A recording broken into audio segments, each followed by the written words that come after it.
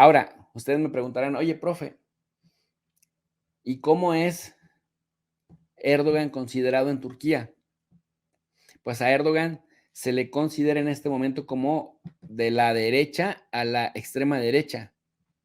Por eso se le considera o se le dice como el sultán otomano, porque en la época del sultán se creía que el sultán pues era el centro del mundo. El sultán era tocado por Dios y lo que el sultán decía se hacía ley.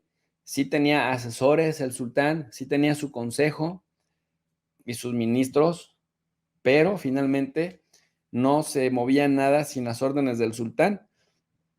Y en la medida que Erdogan cambió de el sistema político turco de un sistema parlamentario a un presidencialista, en donde él prácticamente decide 90% de lo que se hace en el país, pues se habló de la o sea, la neo-otomanización, porque además es islamista y trajo todo el conservadurismo religioso a Turquía, como el tema del hijab, la construcción de monumentos religiosos, la prédica del Corán, etcétera, cosas que ya se habían perdido o que estaban ahí, pero estaban adormecidas en una Turquía que con el Partido Nacionalista se volvía cada vez más secular, más occidentalizada. De hecho, en Turquía se tiene la versión Hanafi, que es la versión más light, más relax del Islam, en la vertiente sunita. En ese sentido, por eso se considera que esta reislamización en lo religioso y la neo-otomanización, en el sentido de que se concentra buena parte del poder en una sola persona, en este caso en la figura institucional del presidente Erdogan, prácticamente a eso se le considera eso, el neo-otomanismo. ¿Qué es lo que intentan hacer los partidos de oposición? Aprovechar que las nuevas generaciones, que los jóvenes, no necesariamente están, pues no necesariamente están conectados con Erdogan, no se sienten conectados con lo religioso, no se sienten conectados con la visión ultraderechista de Erdogan y se les hace un señor que habla mucho y que pues hace poco. Quiero mostrarles, quiero compartirles parte de un programa que se llevó a cabo en France 24, en donde se les pregunta a 3 expertos sobre qué piensan de Erdogan y las próximas elecciones y sobre todo las causas que podrían llevar al presidente Erdogan a perder. Y yo lo iré comentando. Vamos a escuchar. La Turquía de Erdogan, 20 años después de su ascenso al poder, hoy nuestro asunto en primera plana. Hace 20 años Erdogan llegó al poder en Turquía, ahora el presidente turco espera obtener un nuevo mandato en las elecciones presidenciales que se celebrarán el 14 de mayo. Pero el conservador se encuentra en una posición delicada frente a una oposición que ha logrado designar un candidato único y con el foco de la actualidad aún puesto en el grave sismo que devastó el sureste del país el pasado 6 de febrero. Hoy vamos... Entonces, punto número 1, se le percibe como un presidente extremadamente conservador. Punto número 2, toda la oposición se unió en contra suya, designando a un solo candidato para que el voto no se segmente y no se pulverice en 2 o 3 opositores. Y punto número 3, el tema del terremoto que dejó a más de 50,000 muertos. Increíble, o sea, ni una guerra podría haber hecho eso en tan poco tiempo y el sismo lo hizo. Seguimos. Bueno, Chris, tras 20 años en el poder, ¿esta campaña sí es por fin de alto riesgo para Erdogan? Es un gran riesgo porque por la primera vez en muchos años hay una verdadera posibilidad que va a perder las elecciones presidenciales porque hay una coalición muy heteróclita, pero una coalición de 6 partidos apoyado de fuera del partido HDP, el Partido Democrático de los Pueblos, quien podrán obtener más que 50% por las elecciones presidenciales en la primera vuelta y tal vez también si en la primera vuelta no obtienen más que 50%, habrá una segunda vuelta con una posibilidad que Erdogan pierda las elecciones. El terremoto del 6 de febrero, las dificultades económicas, la caída en las encuestas, 20 años después de llegar al poder, Delia, ¿se ha apagado la estrella que tenía el presidente con el electorado? Ocurre que en 20 años el gobierno de Recep Tayyip Erdogan ha tenido muchos altibajos, ha habido muchos escándalos de corrupción, también ha habido ataques sistemáticos al sistema judicial, a la prensa. Todo eso ha venido debilitando su gobierno, al mismo que su partido y la figura que tiene como presidente. En este momento vemos una figura muy debilitada, sobre todo ha habido un impacto muy fuerte a raíz del terremoto y cómo se ha descubierto por esta tragedia los problemas estructurales que existen en Turquía. Es decir, no hay un respeto de las leyes de construcción, hay una corrupción muy grande y sobre todo hubo una incapacidad de manejar esta crisis enorme con resultados dramáticos. 50.000 personas murieron en el terremoto y más de 170.000 viviendas fueron destruidas entre casas y edificios. Eso definitivamente tiene un impacto en el electorado de Erdogan porque muchas de esas personas vienen de la clase social más necesitada, que era la base electoral de Erdogan, de la capital. Entonces, tienes a un presidente que en 20 años ha concentrado demasiado poder, ha debilitado a los otros dos poderes, principalmente al judicial, pero le falló a la base que votó por él, a la base de los más pobres, y se ha derechizado. Entonces, imagínate que la gente a veces está dispuesta a sacrificar la democracia, está dispuesta a perder ciertas libertades siempre y cuando obtenga bienestar material. Es decir, si obtiene mayor seguridad, si obtiene un empleo estable, educación digna, ¿sí me explico? Una vivienda digna. La gente dice, bueno, ¿qué más da si se hace el presidente cada vez más fuerte, si ese presidente nos está repartiendo el pastel a todos? Es decir, si hay crecimiento económico, si hay baja inflación, si la vida no es tan cara, si hay estabilidad económica. La gente dice, pues este es nuestro líder, nos está llevando a la prosperidad. Pero cuando llevas 20 años y de esos 20 años has concentrado poder, se ha enriquecido tu familia, tu grupo en el poder se ha enriquecido, has debilitado el poder judicial, se te viene una crisis y no la puedes resolver, la inflación está por los cielos, 80% de ahí para arriba, sostenida, el desempleo también aumentó. Claro que la gente dice, uy, si a esto le sumas además el tema de los derechos humanos, bueno, prácticamente la gente sí se desconcierta y no necesariamente sentiría, digamos, motivación para apoyar a Erdogan, que ahora llega, es decir, se encuentra en un momento en donde el terremoto viene a darle esa sacudida a su régimen viejo o avejentado para echarlo a la calle, porque la gente esperaría una reacción de alguien que lleva 20 años en el poder y esa reacción nunca llegó y hubo 50,000 muertos, 170,000 viviendas destruidas y 2 millones de damnificados. El terremoto, sus ataques a la justicia, la corrupción, las dificultades económicas, de todas las causas, ¿cuál es la que ha erosionado más a Erdogan? ¿Cuál es la que más le pone en dificultad? Creo que uno de los asuntos más importantes, y esto si miramos al pasado y a los pasados 20 años, es el cambio de régimen, porque estábamos, bueno, antes Turquía estaba en un régimen parlamentario y Erdogan ahora casi está gobernando solo con decretos porque es un régimen totalmente presidencial. Y eso creo que es un asunto muy importante porque entre los años 2000 y los años 2020 la gran diferencia en Turquía es la gobernanza. La crisis económica y el terremoto son dos de los factores más importantes porque hay que acordarse que Erdogan en los años 2000 ha sido elegido justo después del terremoto de Izmit y había dicho que el responsable de tantos muertos, 17.000, no era el terremoto, sino el Estado, por las construcciones, las reglas parasísmicas no respetadas, etc. Y ahora pues hay una desinstitucionalización total de las autoridades económicas. La crisis económica es súper fuerte. Erdogan tiene un papel muy importante en esto. Así que creo que todo esto mezclado es el resultado de estos 20 años. Luego,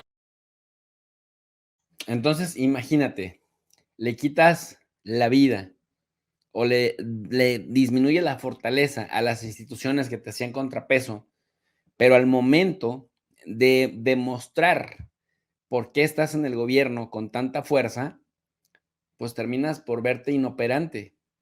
Y efectivamente, las acusaciones de corrupción, la crisis económica sostenida por más de 3 años, no es como Xi Jinping, por ejemplo, ¿no?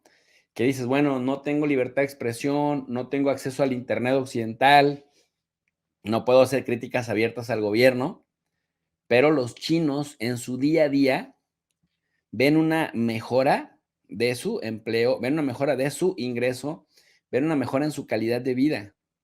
Y son 1,400 millones. O sea, no estamos hablando de 6 millones o de 4 millones o de 10 millones. O sea, estamos hablando de 1,400 millones de chinos.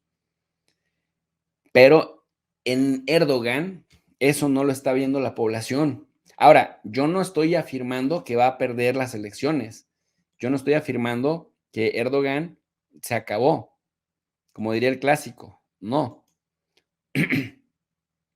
Lo que estoy diciendo es que se encuentra la versión más débil desde que Erdogan es presidente, la versión más débil de Erdogan desde que inició. Y eso pudiera al viejo lobo de mar sepultar sus aspiraciones y miren, la OTAN se sacudiría de alguien que no es confiable. Rusia más o menos le tiene simpatía, pero Rusia también ha recibido puñaladas de Erdogan. Bashar al-Assad recibió puñaladas, su vecino sirio, de Erdogan. Erdogan contribuyó mucho a sabotearlo. Pues los mismos kurdos los persigue brutalmente y ahora que necesita de ese 10%, que más o menos va perdiendo como por un 7% en las encuestas, sería fantástico para Erdogan contar con ese 10% adicional que lo tiene contra las cuerdas. Vamos a escuchar al experto que lleva años trabajando Turquía. Kemal Kılıçdaroğlu es el representante del, digamos, del GHP, el Partido Republicano de los Pueblos, es el partido antiguo creado por Mustafa Kemal, es el partido del Estado turco. Sí. Siempre ha sido el partido del Estado turco con una posición antidemocrático contra los kurdos, muy nacionalista, pero ahora se vuelve de ser un candidato de la oposición quien va a aglutinar a toda la oposición anti-Erdogan. Su política es una política liberal, no es una política de muchas reformas, pero visto del punto de vista de los kurdos es algo... es una persona que puede moderar la política interior en Turquía.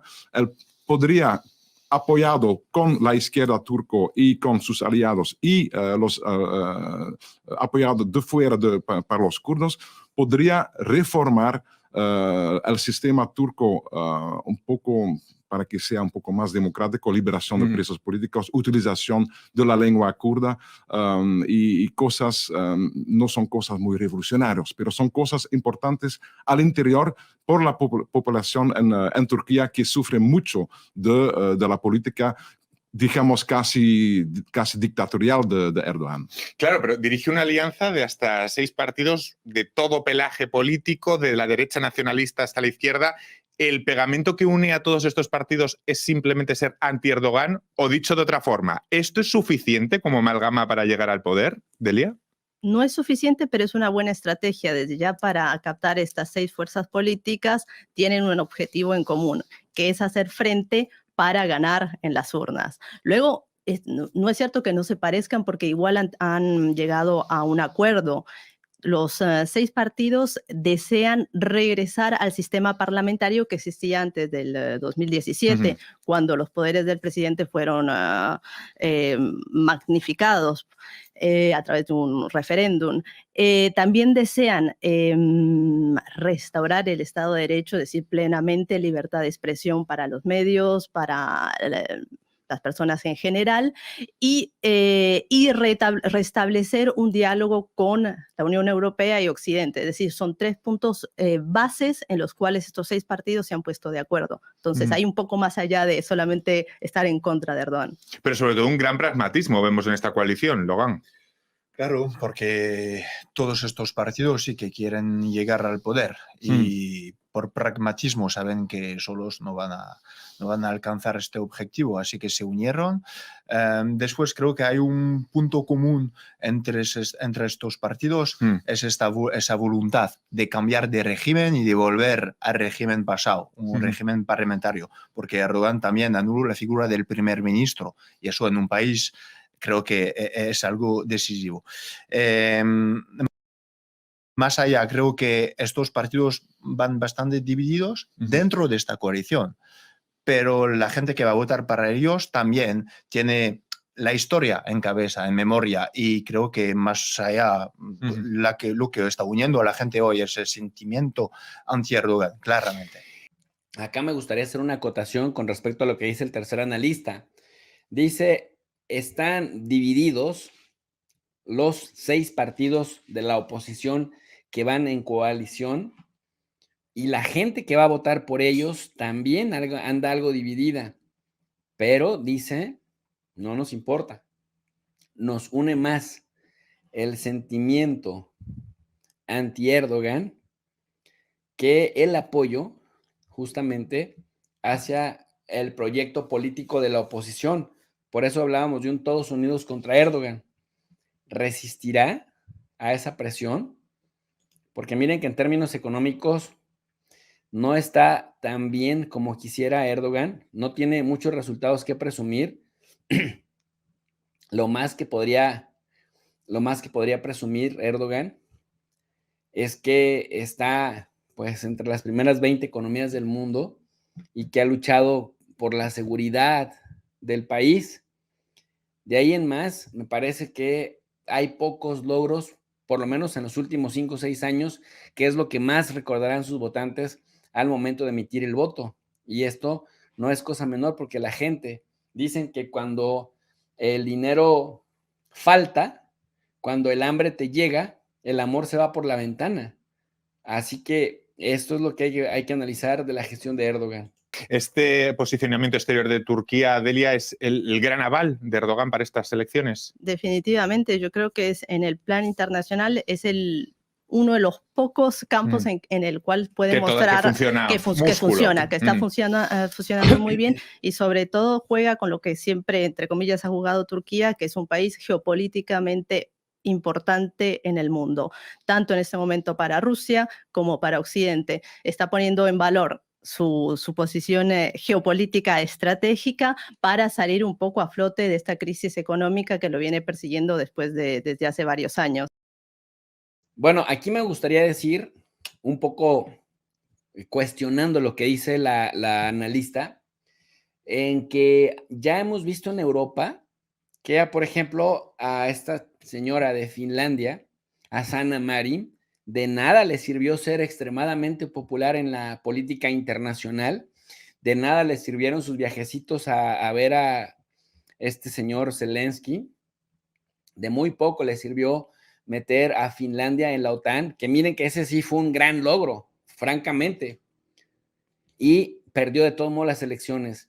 Esto indica que por muy brillante que pueda ser tu política exterior, por muy candil de la calle que seas, si eres oscuridad de tu casa, puedes perder las elecciones. No es únicamente el hecho de decir, no, es que como eres brillante en lo internacional, con eso tienes. No, sí es cierto que Turquía limó asperezas con Siria, limó asperezas con Irán, limó asperezas con Israel, se quiere meter a los BRICS, eso es cierto, pero traicionó a Rusia y a la OTAN no le causa confianza, y en la Unión Europea tienen retenido el intento de Erdogan, que incluso lo antecede. Turquía quiere ser miembro de la Unión Europea desde los años 70 y ni con eso se logró. Entonces, puede ser una estrella muy consolidada a nivel internacional, pero si no respondes a tu electorado con políticas clave, difícilmente te van a seguir apoyando.